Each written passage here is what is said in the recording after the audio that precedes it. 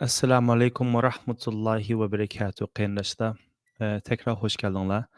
Bay Zumrat xonim bilan suhbat qilayotgan chog'da, shu suhbatning oxirisiga kelganda bir qarindoshimiz naq maydon telefonda qatnashmadiganti. Afsus, u naq maydonga qatnashamadi, lekin bay telefon qilib bir necha minut ko'rishgan bo'ldim. Shuningga bu qarindoshimiz bu adamizning ning gapimi bek muhimkan deb shunga tekrar bu ekranni ochdim. Assalomu alaykum, qarindoshim, hada yaxshimi siz? Va alaykum assalom, yaxshi ukam, o'zingizchu? Alhamdulillah. Oldin ola siz bu guvohligingizni berishdan burun o'zingizni tushuntirib o'tsangiz, rahmat. Bo'ldi. Men Germaniyaning Myunxen shahrida yashayman. Ismim Zulfiya. Men vatanda 96-yil chiqib ketgandim. 17 yosh vaqtimda Misrga chiqdim.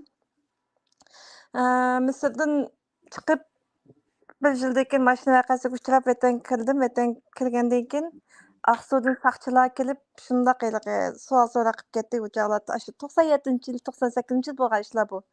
Andan keyin opamlar ishda keting balam deb meni yana Misrga ketkizdi. Men shu Misrga to'y qilib, Misrdan to'y qilib Germaniyaga qaytib keldim. 2001 Germaniyaga keldim. Shundan 2001dan beri Germaniyada yashayapman. Pasportim asli 10 yillik pasportdi. Shundan Germaniyaga kelgandan keyin 5 yil to'shdi. 5 yil to'shgandan keyin basam uzatib berdi.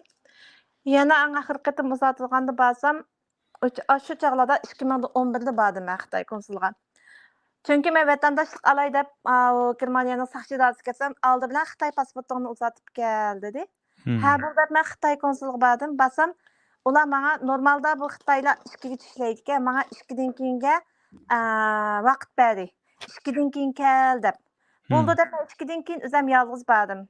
Aq eshikdan kirdim. Aq eshikdan meni Xitoy konsulining rasmiy ichiga ham akirdi meni so'zlashga.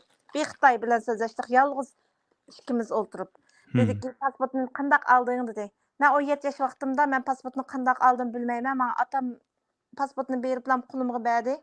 Chet elga chiqsa deb men chiqib ketdim dedim. Sen rost gap qil, bizga anda, manda pasportni qanday olding, do'stlaringda yordam qilishlarda deganki, men dedim, buni sizning o'zingning davlati berdi dedim. 2009da nurg'un Uyg'urni o'ltiribding. Ular hammasi u yerga ketdi o'zining yurtlariga. Men nerdan topma adresini desam, do'stlaringni birisini bos bilmamsa deganki, men hozir do'stlarimninki adresini deb bersam, sening Xitoylaring saqchilaring kirib ketib ularni tutib aketadi desam, yo'q, sen yolg'on tashviqotga ishonib qolsa, biz undaq emas, Uyg'urlar shunday yaxshi yashayotdi.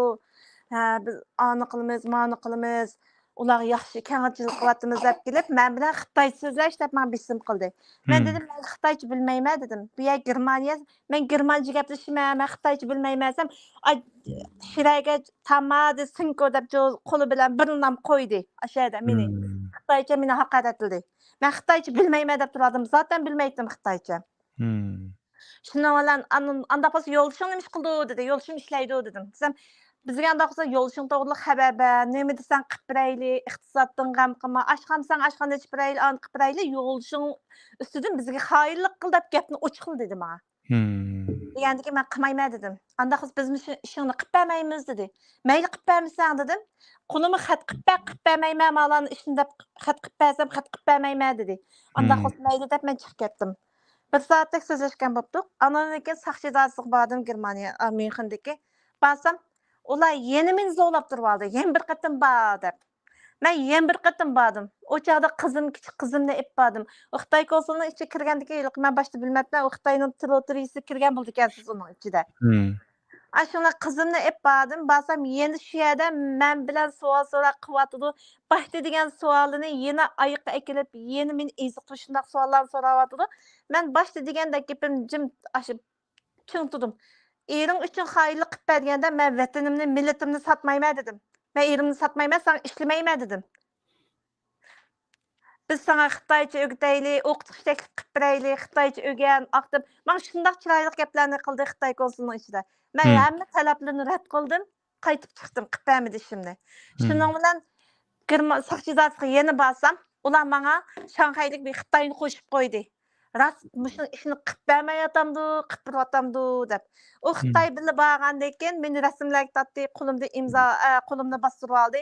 U Xitoy ko'rdi. Mening ishimni qilib bermaydiganligini ko'rib, anandaki saq cezası o Xitoy men bilan birga berib, "Yo'q, buning zot pasport bermaydi ekan" dedi. Uzat bermaydi ekan degandan keyin anandaki men malaniki heliqi vatani yo'q pasportga ega bo'lib, hozirgi shu pasport bilan yashayapman Myunxenda. Ana shu 2011 bo'lgan vaqa. 2011 birinchi oylardan bo'ldi. 2011 ikkinchi oyning 10mi 11mi bilmayman. Uyda o'tirsam eshikni birisi chekdi. Assam Germaniyaniki istixborotdan. Maxfiy. Saqchidan ikkisi shundaqli kelishini ko'rsatib, biz sizni tekshiramiz deb uyga kirdi. O'ltirdik. Shuning bilan ular nima deb palani kuni Xitoy konsuliga bordingiz dedi. Degandan keyin men advokat tutgandim o chaqda. Advokatimning nomerini berdim. Anandan keyin dediki, siz qaysi tashkilotda ishlaysiz? Myunxen ikki tashkilot bor dedi.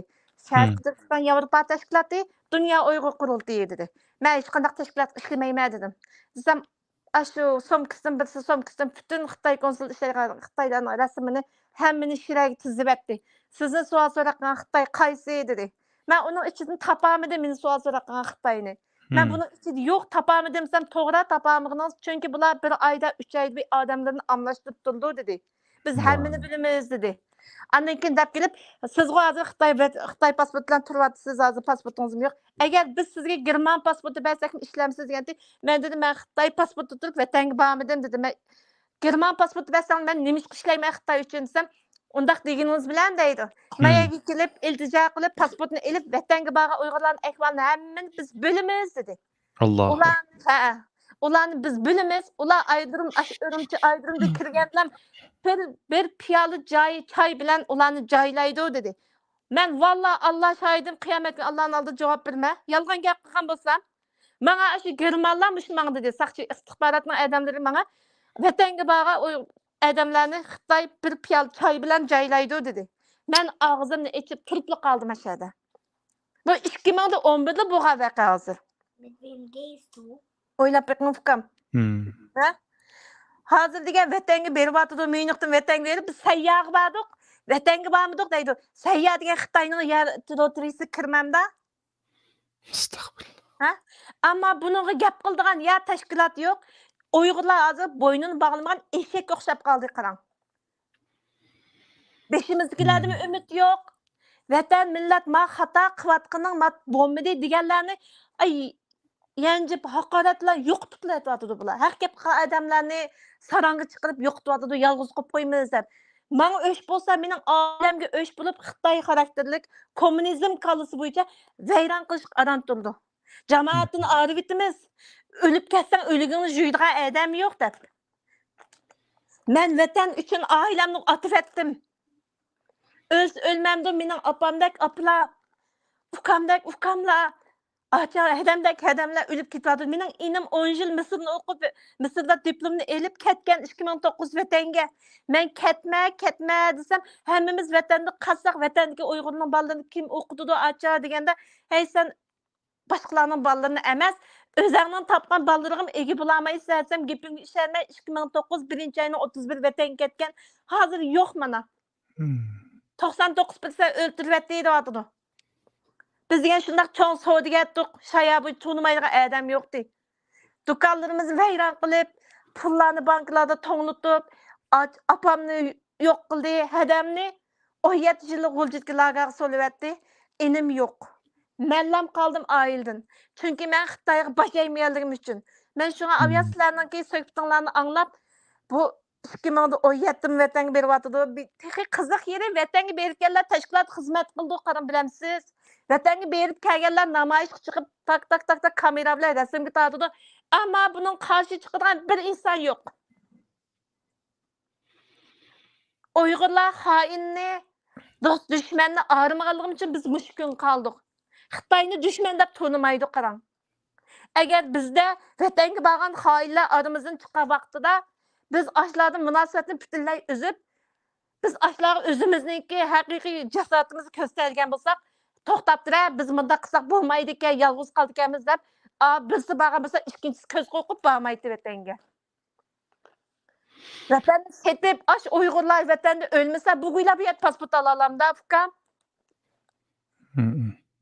Mening imkoniyatim bo'lsa, chet elga butun Uyg'urni Uyghur üçün, vətən üçün, millət üçün avaz çıxarmayan bütün Uyghurları mən apırıb solyututum lagağa.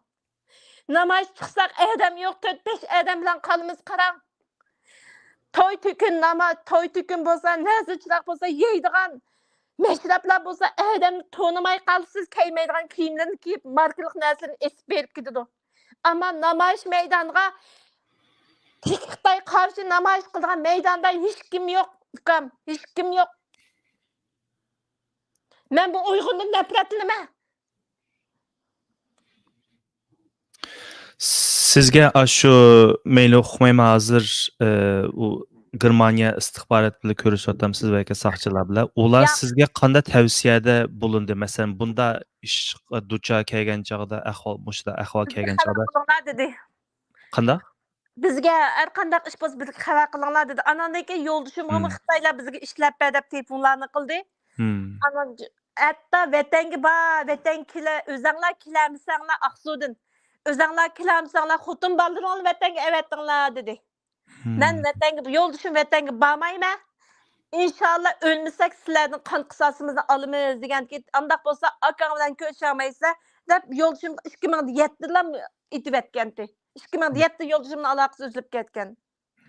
Buni biz haqqi desak, hay o'zini yolg'on millatchi ko'rsatyapti, o'zini qahramon ko'rsatyapti deb bu yerga Uyg'urlar ishonmaykan. Uyg'urlardachi qarang, xamir bularning xamir buzib ketgan millatga. Xitoy bilan birga yashab vatanga chiqishni bilmaydigan, millatiga chiqishni bilmaydigan, vatan, millat bularda his tuyg'u degan narsa yo'q-ku. Men ruh o'lgandan bularga dushmanga qarshi turish narsimi qolmaydigan kallining ichida. Masalan, shu hamda texi o'zini unutib qolmagan Uyg'urlarga qanday tavsiyalaringiz bor? Shu ishga qanday taqobil tura olamiz? Sizning fikringiz?